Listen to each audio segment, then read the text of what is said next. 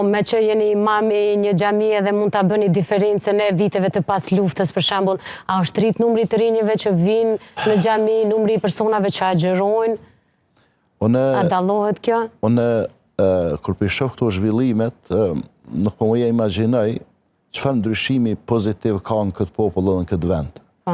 Sepse unë e kujtoj, në fillim të viteve të 90-ta kam startuar imam. Dhe besom në atë kohë të rritë në xhami kanë qenë maksimumin është 9 ose 10.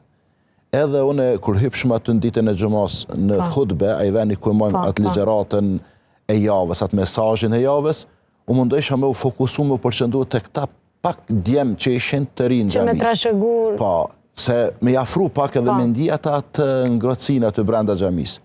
Edhe thësha, Zotin na ndihmo, po e mendojsha gjithë që neve kam më nashkue një periudhë shumë e gjatë derisa të rritë edhe të reja t'i kthehen besimit, t'i kthehen shtëpive të Zotit.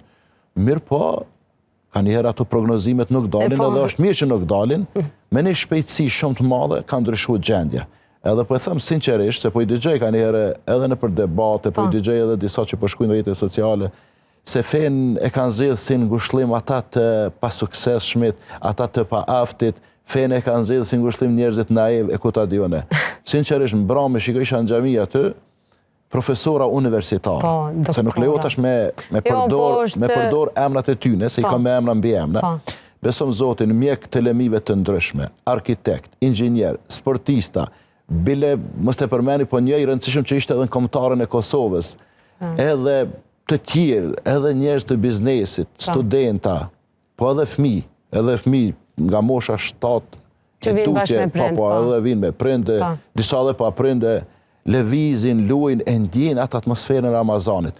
Andaj, nuk është e vërtet që në fenë e kemë veç si ngushëllim, ose e kemë prej Zorit, ose që në kamet barë edhe s'po kemë kamet shu. Jo, kjo është shpirtnore e ndjenja, sepse ma let nuk ka. Kur njëri nuk e do në diqka deklarohet edhe e len, sepse fenti nuk mund është me imponu as kujt. Jo, o e ndjen ose ndjen. Me thonë dikuj ti besa me zërë, se ki këtë dënim prej gjykatës, ose ki këtë dënim prej këtina, apo për atina jaja. Jo, shumë e vërtet. Allah i madhura thët, kush do prej jush le të besoj, e kush do prej jush le të mohoj. Ta na jemi të lirë këto. Por mos t'i përzije me njën e qetrit. Mirë po, ai që mohon, apo ai që nuk do me praktiku të pakten do me qenë të kulturumbe. Me respektu. Jetojmë në Evropë, jetojmë në një kontinent ku demokracia është këgja shumë e avancuar apo e zhvilluar. Që do të thotë duhet me respektue edhe mendimin tjetër, edhe fejnë tjetër, edhe sjelljen tjetër. Çdo qëndrim. Po, sepse na jemi njerëz dhe nuk mundemi me qenë uniform, me thonë, kaj që shto do të mundu. E vërtet. Ty ki një pamje tjetër, një veshje tjetër, unë e kam një pamje tjetër, këta kam hermanat një pamje tjetër, ata në regjini pamje tjetër, se kjo është përzgjedhja e Zotit.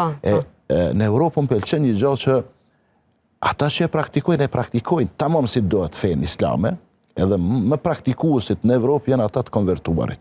Se ta e marrin tamam. E marrin seriozisht prej zerës. Tamam e marrin prej zerës, edhe çdo gjë që e marrin, lexojnë, e kuptojnë, e praktikojnë. Një sikur na ne kena marrë komplet, tash hezitojnë, bëlla namazin her pas herë, një herë njavë, bëlla Ramazanin disa ditë, haxhin pleshni, ku ta diune. Jo, të rritë në për Evropë, po tash edhe këtu tek ne, kanë filluar çka ato që mësojnë, ato që e lexojnë me qitë në praktik, sepse besimin askujt nuk mundet me ja kontestu se është çështje e zemrës. Ama besimi nuk është vetëm në zemër, por do të mu deklaru edhe me gjuhë. Me tregu që je besimtare, beson Zotin një, që është i vetmi meritor për ta besuar, edhe çka e dëshmon praktik. Si e dëshmon besimin praktik? Duke ju përullur Zotit namaz, duke agjerue, duke dhon zekatin, duke dhon sadakan, duke krye haxhin, duke respektu prindrit, duke respektu të vjetrit, duke mshiru të vegjlit, duke qenë humanitar, duke qenë solidar, duke qenë i dobishëm për familjen, për rrethin edhe për krejt shoqërinë ku ti jeton. Me një fjalë popullore, njëri që ta shohin hajrin të gjithë. Ky është besimi jonë, që ne e promovojmë. E tash se dikon e pengon është diçka tjetër, mirë po, ne lutem edhe për të tjerët. Po, që do të thashtë me dhona, lutem edhe për ata. O Zot, udhëzoj në rrugën tonë të drejtë, të pakten njeriu në jetën e kësaj bote du me pas një parim, me qenë bamirës, aq sa ka mundësi. Po nëse këtë nuk mundet me bot të pakten, mos tjetë keq bërës.